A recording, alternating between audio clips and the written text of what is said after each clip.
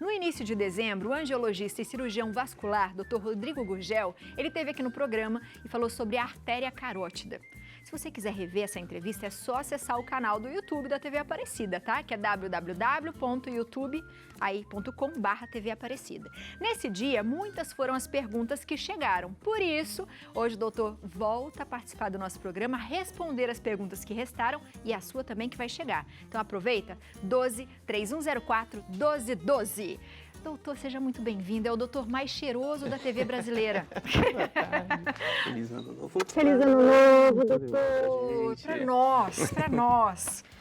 Seja bem-vindo. Obrigado. Foi tudo bem? Tudo bem, graças a Deus. Rio de Janeiro continua lindo? Calor também. Tá quente? Tá. Porque aqui ficou fresquinho. Não, mas tá mais nubladozinho hoje, mas aqui tá mais quente.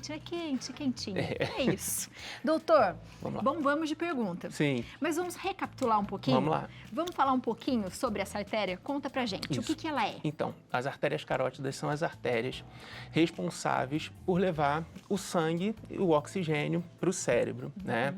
E aí nós vimos, né, com a gente imagem, tem as imagens aqui, ó, doutor. tem uma hora que ela sobe e ela se divide em duas, como a gente consegue perceber ali, né? Uma interna e uma externa. A externa, que é aquela que está ali cortadinha vindo para frente, ela faz a irrigação mais da face, né? Da face, da garganta, da tireoide. E a interna, quando ela sobe, ela se divide em três. Uma que é a oftálmica, que vem para o olho, e duas cerebrais. Uma cerebral anterior, que vai para frente do cérebro, e outra cerebral média, que vai para o meio do cérebro. De onde ela surge também umas artérias chamadas vertebrais, que vêm para as vértebras, né?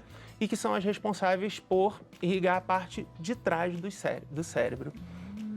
E aí a gente tem que ficar atento se esse movimento está acontecendo de forma natural ou se de repente entope, é isso, doutor? Exatamente. O que a gente falou da outra vez é que naquela bifurcaçãozinha ali nós temos os baroreceptores, que são receptores que percebem como está a pressão arterial. Se a pressão cai, o sangue que bate ali é um pouco menos intenso e ele avisa para o cérebro, olha, a pressão caiu. Então, o cérebro dispara no corpo todo um sistema de regulação onde vai fazer a pressão aumentar. O que significa? Se diminuir o calibre do vaso, né? Aumentar o batimento cardíaco para a pressão aumentar. E o contrário também acontece, né? Quando a pressão está muito alta, ele avisa para poder vasodilatar e a pressão diminuir. O grande perigo dela está no processo obstrutivo, né? Que ela pode sofrer. Que pode ser um processo obstrutivo devido à nossa conduta de vida, o nosso estilo de vida, ou então por trauma, né? Por uma compressão que pode acontecer. E aí, doutor, quando a gente fala sempre da parte do cérebro, das artérias, a gente fica pensando no AVC. Isso. Pode acontecer, né? Pode acontecer, exatamente. O AVC, grande parte do AVC acontece com origem nas artérias carótidas. Raro um AVC acontecer quando já está originado dentro do cérebro. Então, pode se formar placas ali. Essas placas podem vir por gordura, consumo de gordura excessivo, tabagismo, porque vai ferindo a parede do vaso. E na tentativa de consertar essa ferida, o próprio organismo ele vai formar uma casca, e vai formar uma placa ali. Pode acontecer na questão do diabético, sangue um pouco mais viscoso, ainda mais quando tem menos cuidado. Ele vai raspando ali e vai causando essa lesão. Os nossos hábitos alimentares, os nossos hábitos de vida, o sedentarismo. E essa placa ela vai se formando e ela vai obstruindo. Existem dois tipos de placa. Existe a placa lipídica, como o próprio nome diz, é uma placa que contém gordura. E existe a placa cálcica, né, que é cálcio. Tem placas que, principalmente quando ficam muito antigas ou em mulheres que estão na menopausa, que perde um pouco do cálcio do osso, ela vai formando essa placa de cálcio, que é uma placa um pouco mais dura e que pode soltar por inteiro ou parcialmente. Quebrar um pedacinho dela e soltar, que pode gerar o AVC propriamente dito, que é aquele que a gente conhece, com as sequelas, ou pode gerar o que a gente brinca que é um mini AVC, chama ataque isquêmico transitório. Que é quando a pessoa sente o lábio começar a comichar para um lado, falta de força, um pouquinho de confusão mental, mas ela tem consciência o suficiente para sinalizar isso. Olha, minha mão, tô aqui na festa, não tô pegando o copo direito. Tudo formigando. Aí vai para o hospital, vai detectar essa pequena placa. Normalmente não deixa sequelas, fica no hospital em observação umas 24 horas para ver como é que está essa placa, como é que está a estabilidade do paciente e aquela pequena sequela ela vai embora, mas é um aviso. É um aviso grande, minha gente. Temos muitas perguntas para Vamos lá. responder. Vamos para a primeira, Léo? Vamos lá, Biane, para a primeira pergunta. Mônica de Juiz de Fora. Na minha carótida esquerda há uma presença mínima de placa, vamos lá, aterosclerótica fibrolipídica. Devo me preocupar? Até minha carótida deu uma acelerada agora que eu falei isso aí. Doutor, explique o que ela escreveu ali pra gente. Então, a gente estava Tá. junto aqui, sabia que ia ser difícil falar. Então, existem dois tipos de doença, a aterosclerose e a arteriosclerose, né?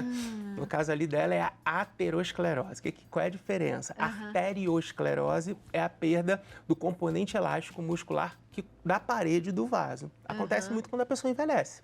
Né? Tá. Vai perdendo aquela estrutura.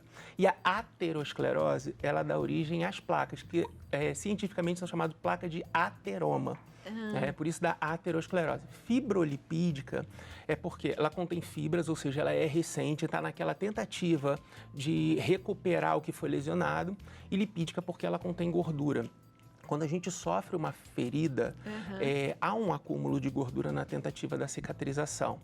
Ou essa lesão, ela aconteceu e a pessoa faz também o consumo excessivo de gordura e ela pode ter acontecido pelo dano causado pela gordura. Tá? Então, existem duas vertentes. Ou foi causado realmente pelo consumo da gordura, ou houve uma lesão e a gordura que está ali, ela está na tentativa de cicatrizar. Precisa tomar cuidado? Precisa. Porque é gordura. Gordura é mole, pode soltar. Então, é o que nós falamos. Ela pode, num rompante, soltar por inteiro. E aí a gente não sabe para onde ela vai. Se ela estiver na carótida comum, ela pode ir para a externa, né? E dar uma alteração facial. Ela pode ir interna. E aí, quando ela vai para a carótida interna, ela pode ir para o meio do cérebro, para frente do cérebro, que dá alterações na sequela, tá? Então, tem que tomar cuidado. Quais são os cuidados que ela deve tomar? A primeira coisa é diminuir a ingesta de gordura, fazer atividade física para o sangue ele ficar menos viscoso, ele ficar mais fluido. Para circular mais. Exatamente. Procurar uma ajuda, porque a gente tem o sinal de alerta das placas pelo percentual que elas ocupam ali de obstrução.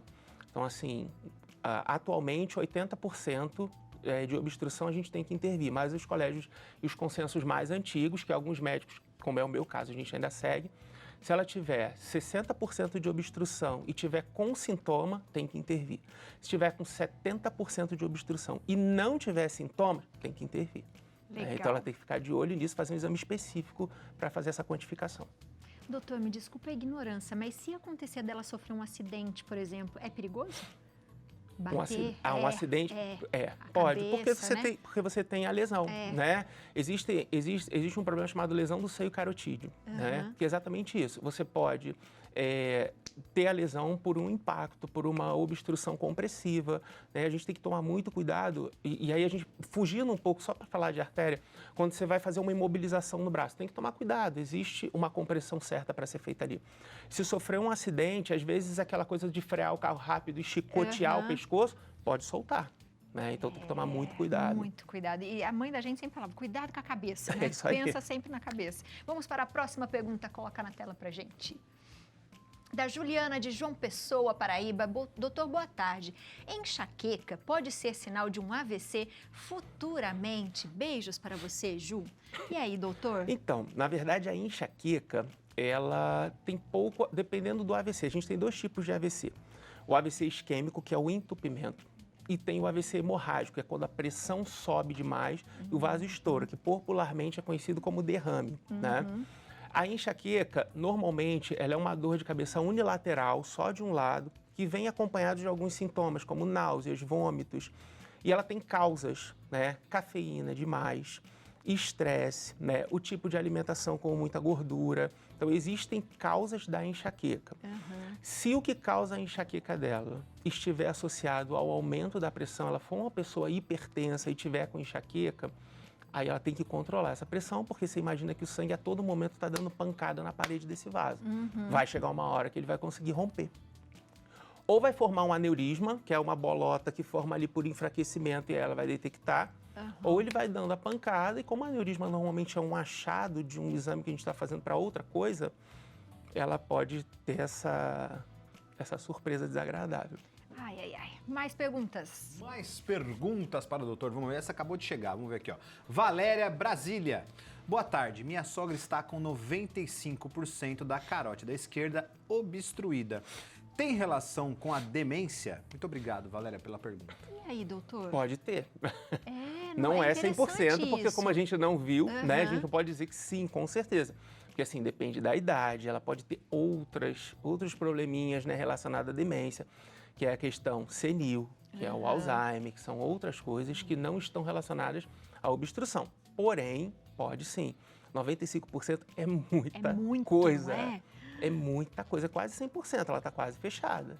E doutor, pensa, já deve ter uma confusão mental diária. Sim, porque não está chegando oxigênio, não está chegando nutrientes e dependendo da área do cérebro que está comprometida, não só a demência, se pega a parte anterior, que é a parte motora, ela vai parar de andar, ela vai ter dificuldade, vai ter perda de força, então assim...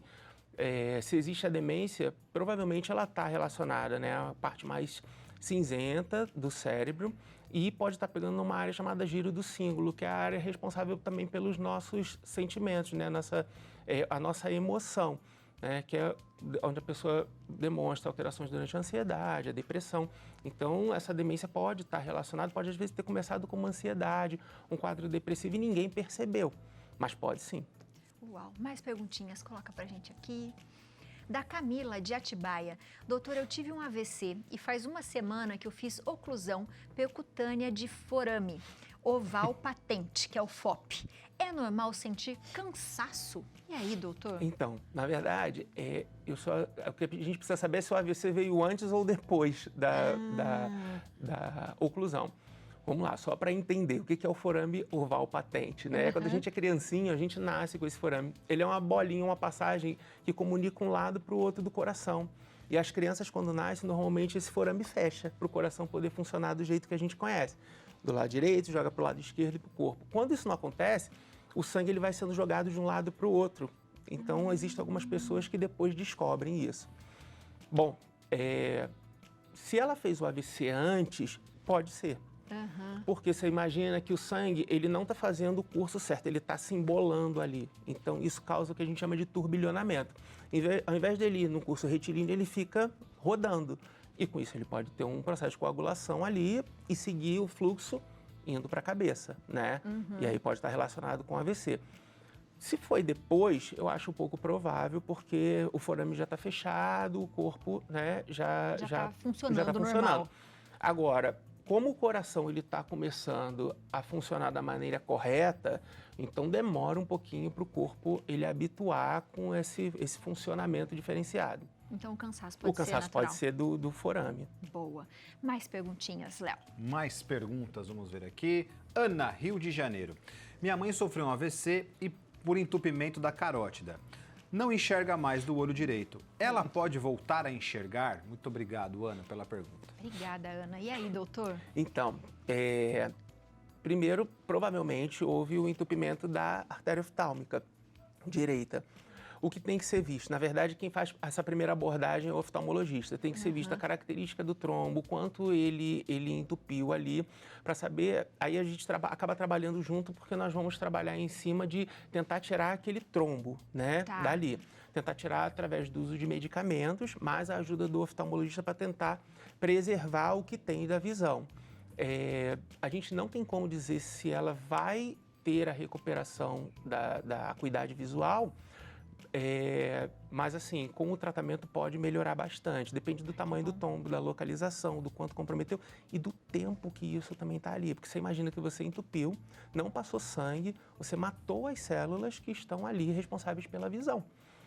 Então, assim, se está chegando um pouquinho de sangue, elas estão adormecidas ou trabalhando menos, se eu liberar mais sangue, elas vão voltar. Agora, se elas necrosaram, e aí tem que ser feita uma avaliação bem intensa. Uau! Mais uma perguntinha. Doutor, tá bombando, viu? Joana de Porto Alegre. Doutor, algum medicamento pode causar o estreitamento das artérias? Então, na verdade, não é conhecido medicamentos que possam ter como efeito colateral o estreitamento das artérias. O que a gente pede sempre para tomar cuidado é o uso inadvertido de hormônio. Por quê? O hormônio feminino, ele tem uma capacidade vasodilatadora, e a gente já conversou em outras ocasiões, por isso que as mulheres acabam tendo mais varizes, porque ele dilata. E ele, em determinado momento, em determinada quantidade, ele pode deixar o sangue um pouco mais viscoso, mais grosso. Em relação à parte do hormônio masculino, que é a testosterona, ele aumenta o tônus do vaso. Então, você vê que os homens que malham e fazem uso, a veia é mais grossa. Não é porque dilatou, é porque ela ganhou massa. Então, isso pode causar uma vasodilatação, dependendo do tamanho do espessamento da parede, por causa desse aumento de tônus, pode ser que estreite um pouquinho, sim, a luz do vaso. Boa.